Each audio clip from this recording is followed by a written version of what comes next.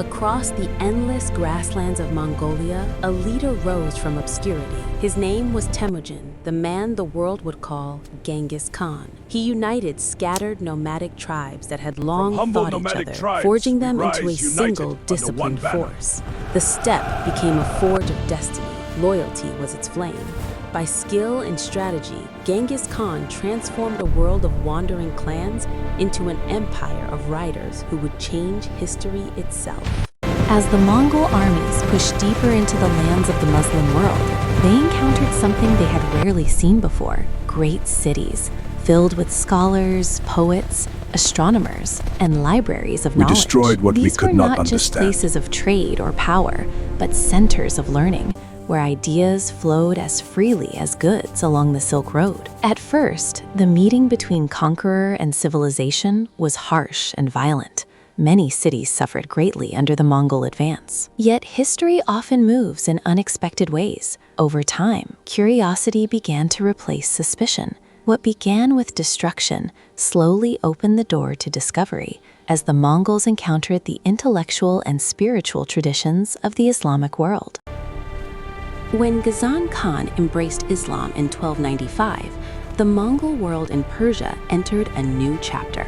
The rulers who had once arrived as conquerors began to see themselves as guardians of a great civilization.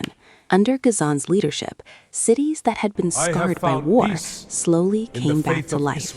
Mosques rose again where ashes once lay, and markets filled once more with merchants and travelers. Scholars, artists, and teachers found new support from the very empire that had once threatened their world.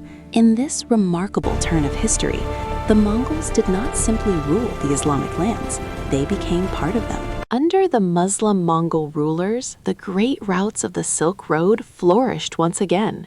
Caravans carrying silk, spices, paper, and precious metals moved safely across vast distances from China to the Middle East. Along these roads traveled not only merchants, but also scholars, engineers, and storytellers. Ideas about astronomy, medicine, mathematics, and technology passed from one civilization to another. East and West, once distant and unfamiliar, became connected through trade and knowledge. In this way, the Mongol world became a bridge where cultures met, exchanged wisdom, and shaped the future together. The Mongol Empire eventually faded, as all empires do, but its legacy continued to shape the world long after its armies disappeared. Across Asia and the Middle East, the Mongols left marks in art, architecture, and the exchange of knowledge. Cities rebuilt under Mongol rule Empires became fall, centers of culture, but knowledge where scholars, survives. merchants, and travelers could meet. The vast network of roads they protected allowed ideas, technologies, and traditions to move between distant civilizations. In the end, the Mongols were remembered not only as conquerors of lands, but as unexpected bridges that connected East and West.